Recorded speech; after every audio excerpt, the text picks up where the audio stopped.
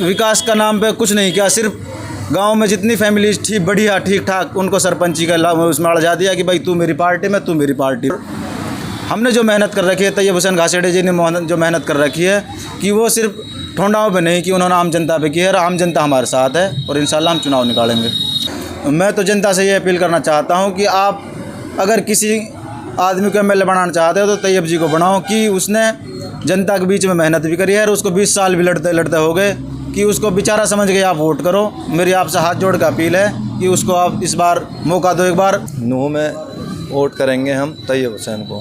अच्छा, तैयब हुसैन को। हाँ, घासेड़े जो तैयब है उसको वोट करेंगे। ऐसा क्या क्या है चाहे उसमें टिकट मिले या ना मिले, उसको भी हमारे को कोई ज़रूरत नहीं है कि भाई उसको टिकट मिले। अच्छा, चुनाव लड़ेगा वो? हाँ, चुनाव लड़ेगा। उसने हमारे के लिए मदद कर रखी है। हम छोटे गांव से बिलोंग करते हैं तो हमारे साथ भी रहा है। मैं एक ड्राइवर भी हूँ, ड्राइवर में भी वो हमारे साथ रहा है। हमारा जितना भी ड्राइवर भाई है ना, उनके वो गेले रहा है और उसने साथ भी दिया है। अब जो मेवात में पिछड़ापन है वो इन्हीं दोनों ख़ानदानों को सिरा जाता है कि अपने चौधरी तैयब हुसैन 3 राज्यों के मिनिस्टर रहे, मंत्री रहे, और आप देख लो मेवात में उस तैयब साहब का गांव ही जाके देख लो कि कितने लोग युवा अपने उसमें नौकरी लग रहे हैं, कितने लोग बिजनेसमैन हैं बड़े बड़े। तो उसकी तो मेरे हिसाब से कुछ नहीं है। रही बात उनका गांव का रास्ता को आप देख लो, ये सामने सीधा रास्ता जा रहा है, सिंगल रास्ता है बिल्कुल। इसमें से सिंगल गाड़ी के अलावा आप दूसरी गाड़ी बराबर में से नहीं निकाल सकते साइड लेके। और यही हाल हमारे खुर्शीद ख़ानदान का, तैयब साहब के गांव का, खानपुर का है, वो भी आप जाके देख लो। उसमें भी यही है, कोई ख़ास उसने भी वो नहीं किया।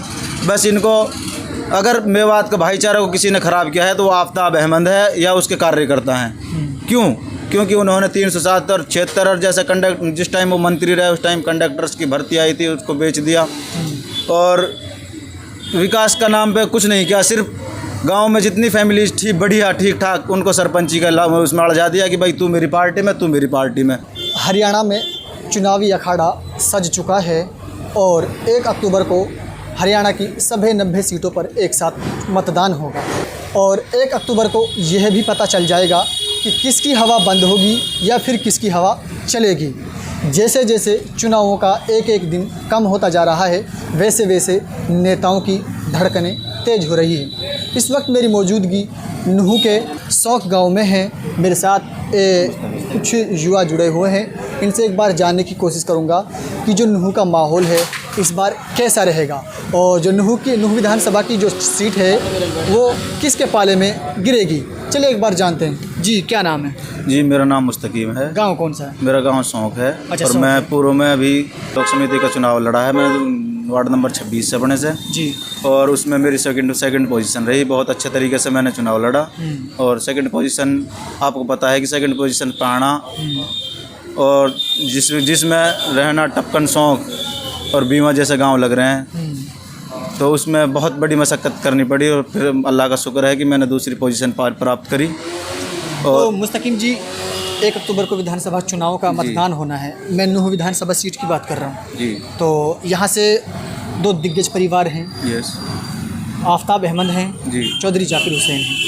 अब ये भी कैच लगाया जा रहा है, ये भी अनुमान लगाया जा रहा है और जैसे लोगों की चर्चाएं हैं बहुत तेज़ हैं कि नूह के अंदर अब तीसरा मोर्चा भी मजबूत हो गया है जी। कौन सा वो तीसरा मोर्चा है, या फिर मैं यूँ के हूँ कि आप किसको वोट करने जा रहे हैं? देखिए, तीसरा मोर्चा की बात ठीक है, मैं समझ रहा हूँ तीसरा मोर्चा मजबूत था, लेकिन उसमें से अब कुछ लोग टूटने लग गए हैं। तो मुझे नहीं लग रहा कि वो तीसरा मोर्चा भी सफल रहेगा। बाकी हमारे यहाँ इलाके में अगर किसी ने ज़मीनी लेवल पर मेहनत की है तो वो तैयब हुसैन घासेड़िया है। उसने गांव-गांव जाके एक एक आदमी से मुलाकात की और उसने अपने बहुत ही मेहनत करी और ज़मीनी लेवल पे उसने प्रचार किया।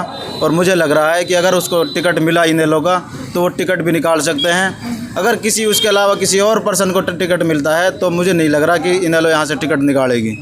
बाकी रही बात इन दोनों ख़ानदानों की, तो इनसे हम लोग उग चुके हैं। हम जैसे युवाओं को यहाँ पर यूनिवर्सिटीज़ की ज़रूरत थी, हॉस्पिटल्स की ज़रूरत थी, एजुकेशन नौकरियों की ज़रूरत थी, लेकिन यहाँ पे इन्होंने ऐसा कुछ खास नहीं किया। और ना ये लोग आगे करेंगे कि ये लोग हमने व्रत रखे हैं, हमारे बुजुर्गों ने व्रत रखे हैं। और तीसरा एक और यहाँ नूह में नायब तहसीलदार आया हुआ है, तो उसको भी हमने व्रत लिया है। पहले भी उसने यहाँ चुनाव लड़ा था और यहाँ से चुनाव लड़ने के बाद में वो भाग गया पुनाना। और फिर अब दोबारा सोच रहा है कि मैं 15 साल बाद दोबारा नूह से चुनाव लड़ूं और मैं जीत जाऊंगा, तो ये उसकी गलतफहमी है कि वो ज़्यादा से ज़्यादा अगर यहाँ से वोट लेगा तो सिर्फ 5000 से ज़्यादा नहीं लेगा।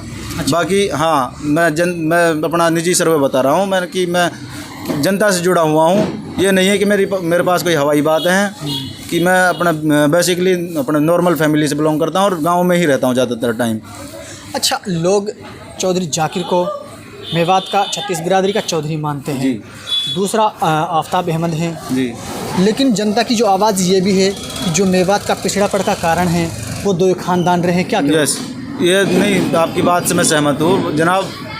जो मेवात में पिछड़ापन है वो इन्हीं दोनों ख़ानदानों को सिरा जाता है कि अपने चौधरी तैयब हुसैन 3 राज्यों के मिनिस्टर रहे, मंत्री रहे। और आप देख लो मेवात में उस तैयब साहब का गांव ही जाके देख लो कि कितने लोग युवा अपने उसमें नौकरी लग रहे हैं, कितने लोग बिजनेसमैन हैं बड़े बड़े। तो उसकी तो मेरे हिसाब से कुछ नहीं है। रही बात उनका गांव का रास्ता को आप देख लो, ये सामने सीधा रास्ता जा रहा है, सिंगल रास्ता है बिल्कुल। इसमें से सिंगल गाड़ी के अलावा आप दूसरी गाड़ी बराबर में से नहीं निकाल सकते साइड लेके। और यही हाल हमारे खुर्शीद ख़ानदान का, तैयब साहब के गांव का खानपुर का है, वो भी आप जाके देख लो, उसमें भी यही है। कोई ख़ास उसने भी वो नहीं किया। बस इनको अगर मेवात के भाईचारे को किसी ने ख़राब किया है तो वो आफ्ताब अहमद है या उसके कार्यकर्ता हैं। क्यों? क्योंकि उन्होंने 307 और 76 और जैसे जिस टाइम वो मंत्री रहे उस टाइम कंडक्टर्स की भर्ती आई थी, उसको बेच दिया और विकास का नाम पे कुछ नहीं किया। सिर्फ गांव में जितनी फैमिली ठीक बढ़िया ठीक ठाक, उनको सरपंची का उसमें अड़जा दिया कि भाई तू मेरी पार्टी में, तू मेरी पार्टी में। तो इन्होंने क्यों लगातार आफ्ताब अहमद को समर्थन कर रहे चुनाव के लिए? नहीं, देखिए, समर्थन जो कर रहे हैं वो चुनिंदा लोग हैं और हमने जो मेहनत कर रखी है, तैयब हुसैन घासेड़े जी ने जो मेहनत कर रखी है कि वो सिर्फ ठोंडाओं पे नहीं कि उन्होंने आम जनता पे की है। आम जनता हमारे साथ है और इंशाल्लाह हम चुनाव निकालेंगे। अच्छा जी।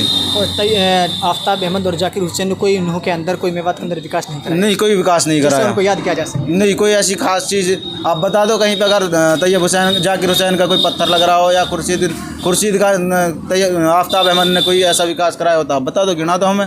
वो तो कह रहे कि आफ्ताब अहमद के समय में मेडिकल कॉलेज न लड़ाई थी। नहीं, उससे पहले आई थी मेडिकल कॉलेज नल्हड़ जो है वो हबीबुर रहमान का टाइम में आई थी, वो निर्दलीय विधायक थे। लेकिन उसमें भी आज आप जाके देख लो, बद से बदतर हालात है, उसमें कोई सुविधा नहीं मिल रही। फर्स्ट एड दे के यहाँ से रेफ़र कर देते हैं, तो आप वहाँ एक्सरे की मशीन नहीं, अल्ट्रासाउंड की मशीन नहीं।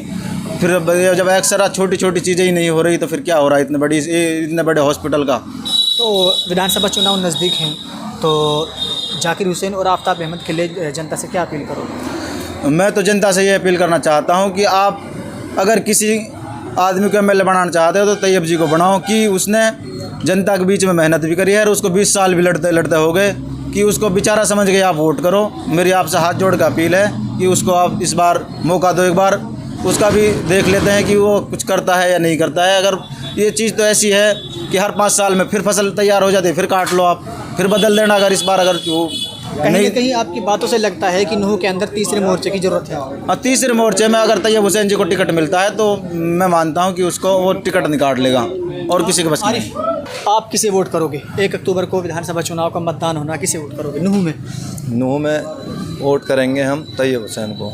अच्छा, तैयब हुसैन को। हाँ, घासेड़े जो तैयब है उसको वोट करेंगे। ऐसा क्या क्या है चाहे उसमें टिकट मिले या ना मिले, उसको भी हमारे को कोई ज़रूरत नहीं है कि भाई उसको टिकट मिले। अच्छा, चुनाव लड़ेगा वो? हाँ, चुनाव लड़ेगा। उसने हमारे के लिए मदद कर रखी है। हम छोटे गांव से बिलोंग करते हैं तो हमारे साथ भी रहा है। मैं एक डिलीवर भी हूँ, डिलीवर में भी वो हमारे साथ रहा है। हमारा जितना भी डिलीवर भाई है ना, उनके वो गेले रहा है और उसने साथ भी दिया है। अच्छा, जाकिर और आफ्ताब वोट क्यों नहीं करोगे? भाई उनको ही करते आ रहे हैं हम वोट से, पहले से ही उनको ही करते आ रहे हैं। इस बार क्यों नहीं कर रहे? इस बार इसलिए नहीं कर रहे कि हमारा कोई मुद्दा नहीं उठाया। एक डिलीवर भाई हैं, उनका भी मुद्दा नहीं उठाया है। आम जनता का तो मुद्दा उठाएंगे कहाँ से वो?